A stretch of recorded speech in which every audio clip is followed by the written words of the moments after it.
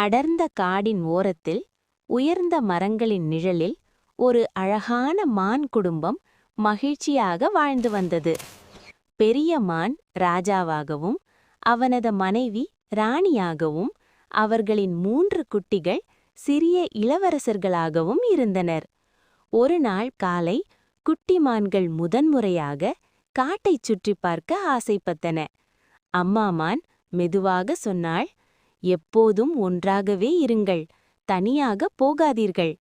குட்டிகள் மகிழ்ச்சியுடன் பறவைகள் பறப்பதையும் மலர்கள் மலர்வதையும் காற்றில் இலைகள் அசைவதையும் பார்த்து ஆச்சரியப்பட்டன.